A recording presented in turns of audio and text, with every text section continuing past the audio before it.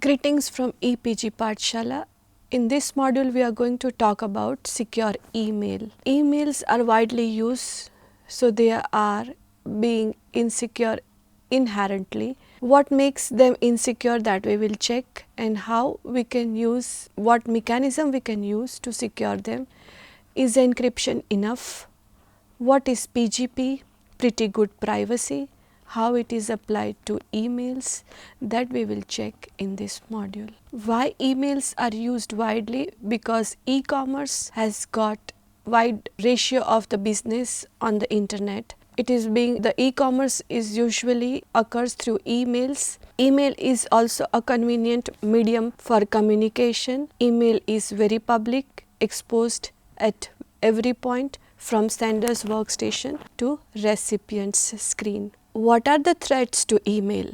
The first is message interception. So, if message is intercepted in the middle, we call it confidentiality is compromised. Message interception may occur through the block delivery. That means message is not being delivered to the recipient who was the actual recipient, it is blocked in the middle. Message interception and subsequent replay, message is intercepted and the same message is being sent once again after some time.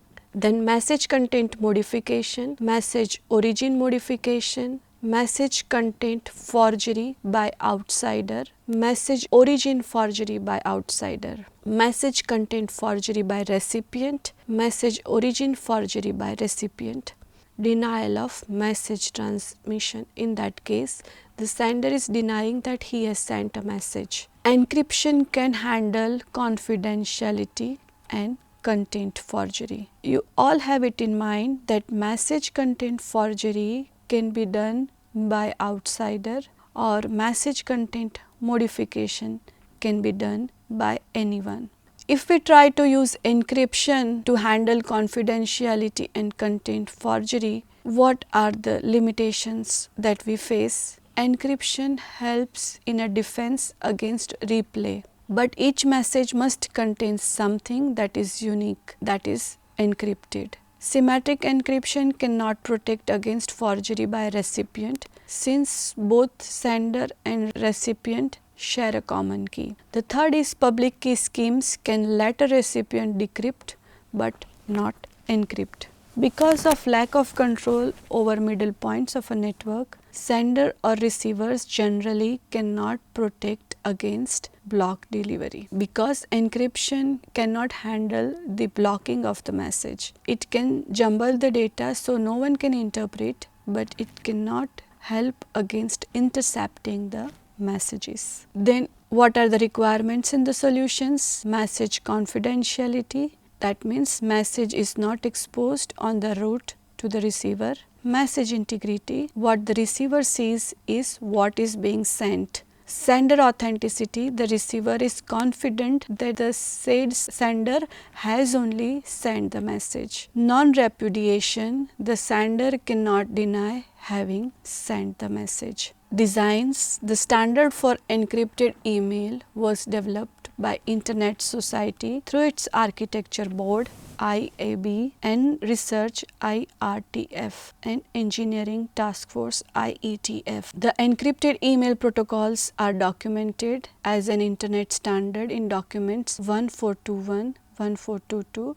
1423 and 1424, and they are the third refinement of the original specification. First is a confidentiality. The sender chooses a random symmetric algorithm encryption key. The sender encrypts a copy of the entire message to be transmitted, including from, to, subject, date and other headers. You all know when you send an email, there are certain headers from, to, what is the subject and on what date the email was sent. The next, the sender prepends plain text headers. For the key management, the sender encrypts the message key under the recipient's public key and attaches it to message as well.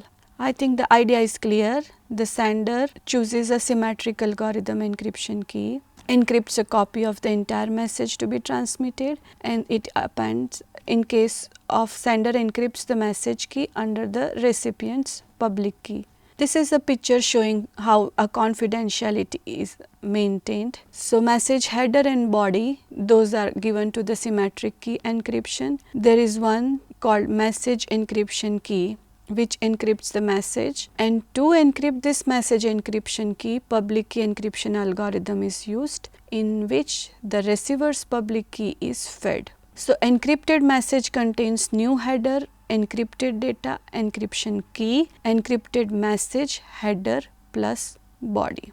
To achieve confidentiality through the encryption, encryption can potentially yield any string as output. Many email handlers expect that message traffic will not contain characters other than normal printable characters. But network email handlers use unprintable characters as control signals in traffic stream. Now, to avoid problems in transmission, encrypted email converts the entire ciphertext message to printable characters. This is a snapshot showing you how encryption can be used to achieve confidentiality. The header say from, received, email uses SMTP protocol, date, from whom, to subject. There is an encrypted message key encrypted with recipient's public key. Then the last part is encrypted body. It is encrypted with random message key which sender has chosen. Going ahead with achieving confidentiality through encryption, the encrypted email standard works most easily as just described using both. We can use either symmetric or asymmetric encryption. The standard also defined for symmetric encryption only. If you want to use symmetric encryption, the sender and receiver must have previously established a shared encryption key. The processing type called proc type field tells what privacy enhancement services have been applied. In the data exchange key field, DEK info data exchange key field info, the kind of key exchange, the values are symmetric or asymmetric is shown. The key exchange, the key info field contains the message encryption key encrypted under the shared encryption key. It was very clear from the previous slide that message is encrypted through the message encryption key, and this key is encrypted through the recipient's public key. Right now we are talking about message encryption key. So, message encryption key is there in the key exchange field and encrypted under the shared encryption key. The field also identifies the originator so that receiver can determine which shared symmetric key was used. If the key exchange technique were to use asymmetric encryption, the key exchange field would contain the message encryption field encrypted under the recipient's public key. So, asymmetric encryption, there has to be a public key and private key. So, sender has to use receiver's public key. Also included could be the sender's certificate used for determining authenticity for generating replies. There is encrypted email standard and it is designed to support multiple encryption algorithm. The algorithms used are DES, triple DES and AES for message confidentiality, RSA and Diffie-Hellman for key exchange. Encrypted email messages always carry a digital signature. Digital signature is for identifying the authentication and to protect against known repudiation. The integrity is also assured because of a hash function. Hash function is called message integrity check or MIC in the digital signature. Optionally encrypted email messages can be encrypted for confidentiality. Up till now we have achieved confidentiality and integrity. So, to check what message is composed, encryption processing requested. If yes, then apply the cryptography algorithm and send the message. If no encryption is requested, then send the message in the plain text form. At the receiver side, receive the message. It would check whether the message is in the encrypted form. No, then view the message directly. If message is in the encrypted form, yes, apply the cryptography algorithm and then view the message. Encrypted email header inside the message in the encrypted portion differs from that outside. A sender's identity or the actual subject of a message can be concealed within the encrypted portion. So, if you are trying to give a PIN number of your ATM account to your relative, in the subject you might have mentioned that it's ATM. So, attacker can know what kind of email message it is. To conceal that, you can even encrypt the subject part also. The encrypted email processing can integrate with ordinary email packages, so a person can send both enhanced and non-enhanced messages. If the sender decides to add enhancements, an extra bit of encrypted email processing is invoked on the sender's end. The receiver must also remove the enhancement. But without enhancements, messages flow through the mail handlers as usual. The major problem with encrypted email is a key management.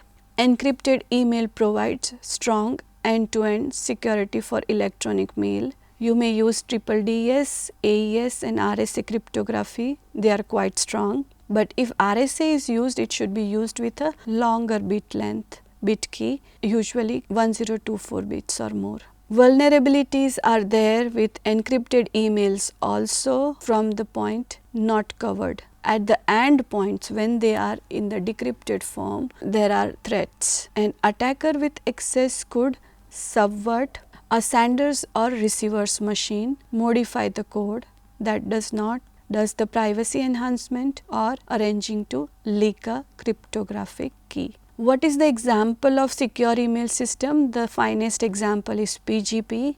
PGP stands for Pretty Good Privacy. It was invented by Phil Zimmermann in 1991. Its a freeware version is still available. PGP is widely available both in commercial versions and freeware. It is heavily used by individual exchanging the private email. As we saw in the previous discussion, that the major hurdle in encrypted emails is a key exchange. So, first we will check in PGP how key management is done. PGP addresses this key distribution problem through ring of trust or user's key ring. One user directly gives a public key to another, or the second user fetches the first public key from a server. Some people include their PGP public keys at the bottom of email messages. One person can give a second person's key to a third and a fourth and so on. That is why it is called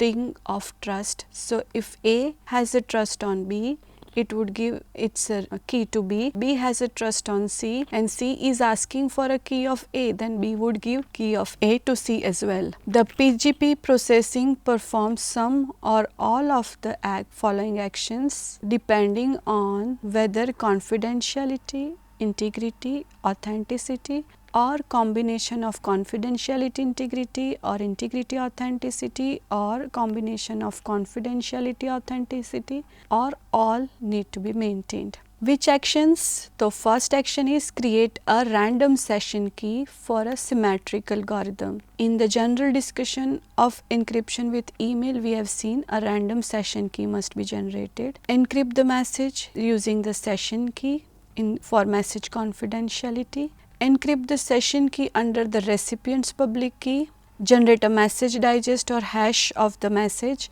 Sign the hash by encrypting it with the sender's private key for message integrity and authentication. Attach the encrypted session key to the encrypted message and digest as well, and transmit the message to recipient. So, if you are lost somewhere, what we said, we can either achieve confidentiality, integrity, authenticity or combinations of them. How? Through PGP? They say encrypt the message using the session key. If you are doing that, you are achieving message confidentiality. Now, this session key need to be encrypted, and that would be encrypted through whom? Recipient's public key. Then what we said? Generate a message digest or a hash of the message. Sign the hash by encrypting it with a sender's private key. So all in all, 3 keys up till now has been discussed: session key, recipient's public key and sender's private key. Sender's private key is used for getting authenticity. We are calculating hash and appending it to maintain message integrity, and confidentiality we already achieved through session key. This is a block diagram of transmission and reception of PGP message. So it starts with a file, signature required. If yes, generate the signature X. A signature is appended to the X, which is the original file. Signature not required, then compress, X is compressed, and we have got Z of X. We call it compressed file. Do you require confidentiality? No. Yes, there are 2 options. If confidentiality is required, encrypt key X, you have X double dash as a file, encrypt with the public key and the session key, and append it to the encrypted with the session key on X. If confidentiality is not required, convert to radix 64. So R64 of X. This is generic transmission diagram from A. Now we will check the generic reception diagram to B. I hope the steps are clear. You have a file, signature required, then generate the signature of the given input, the original file. If no signature required, then directly compress. If signature required, then after appending the signature, give it to the compression module. Confidentiality required, then encrypt. Encryption gives you the confidentiality. Encryption is being done for the session key KS with the public key, as I explained in the previous slide, and for the message the encryption is achieved through the session key. After achieving confidentiality, apply all to the radix 64 module. So final output of this generic transmission diagram is a radix 64 format of the input. Even if you don't want to achieve the signature and confidentiality, compression and radix form conversion is done. On the reception side, what you need to do, convert from radix 64 to the normal form. So apply inverse of the radix 64 form. On the sender side, the last was confidentiality. So on the receiver side, first we need to remove the confidentiality step. So if confidentiality was required, yes, then you need to apply the decryption. First, the decryption is to be done with sender's, this time receiver's private key, to get the session key. Once you have got a session key, apply decryption to the original file so that you can get the original file back. Decompress, as I said, whether on the sender side you wanted to achieve the signature or confidentiality step or not, but compression and radix format conversion is compulsory. So do the decompress. For decompression, apply the inverse algorithm of the compression. Then check signature required. If yes, strip signature from the X and verify the signature. No, if signature was not required, then you are with your original message. What you can observe is sender and receiver's diagrams are exactly inverse of each other. One thing to notice is when you want to achieve confidentiality, I am repeating the steps. You have the original message. First, encrypt it with a message session key. In the diagram, we call it KS. And to encrypt this KS, you use the public key of whom? The recipient. So this is how transmission and reception of PGP message is being done. PGP consists of 5 services: authentication, confidentiality, compression, email compatibility and segmentation. Digital signature, the algorithm used are DSS, SHA or RSA and SHA. The combination of either these two is used. What happens in this function? A hash code of a message is created using SHA-1. This message digest is encrypted using either the DSS algorithm or RSA with sender's private key and included with a message. The second function PGP provides is a message encryption. For that, CAST or IDEA or 3-key triple DES with Diffie-Hellman or RSA is used.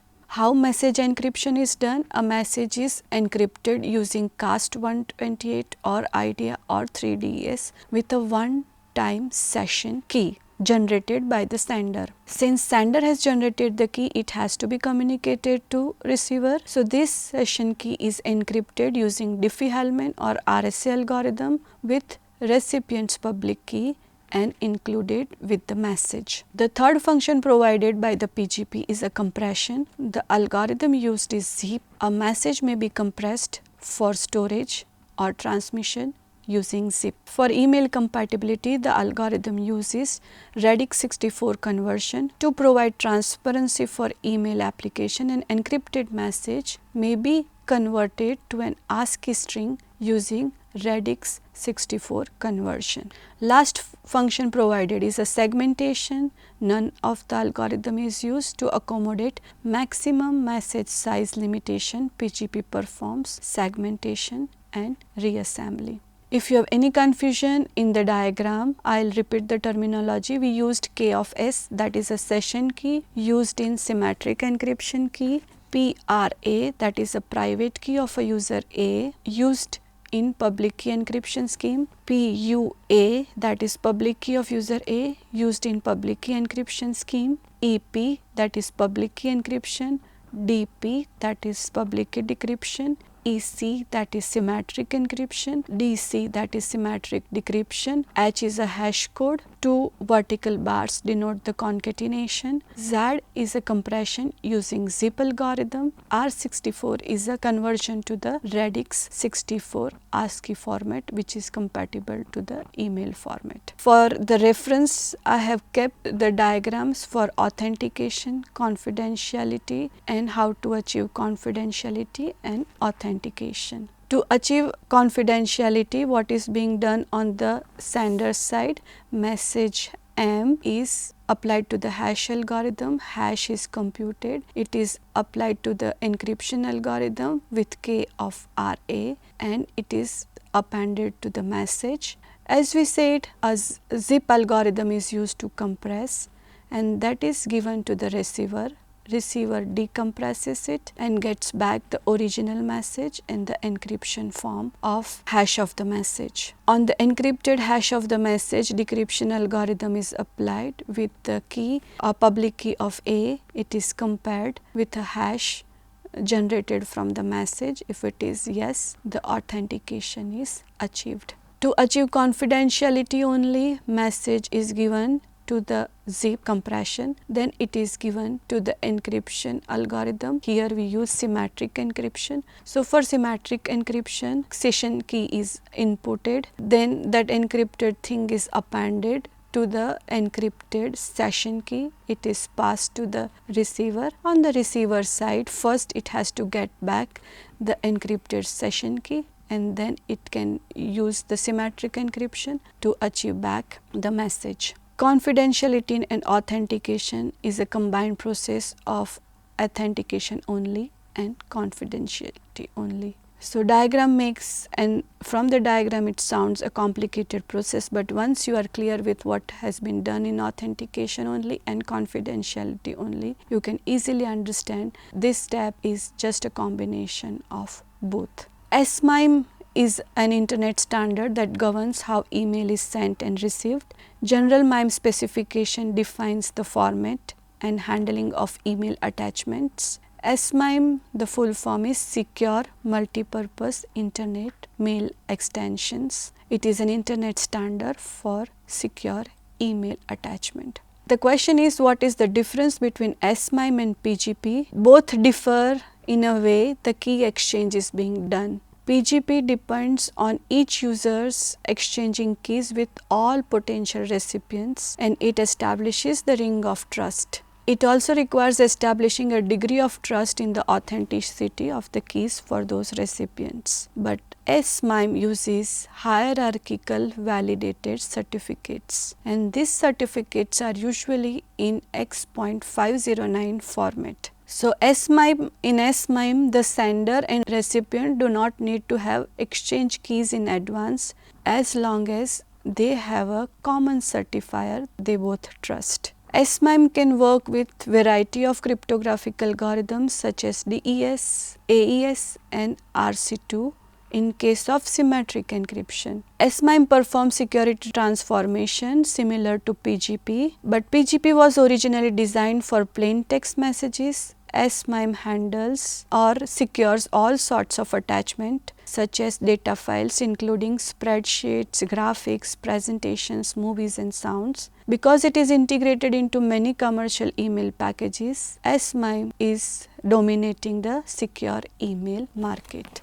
To summarize this module, we have seen why emails have a major threat, they should be secured and how they can be secured. Basically, for securing the email, we need to achieve confidentiality, authentication or integrity or their combinations. There are two ways in which email can be secured, PGP and SMIME, and we concluded that SMIME has been given with many commercial applications, so it is widely used. Thank you.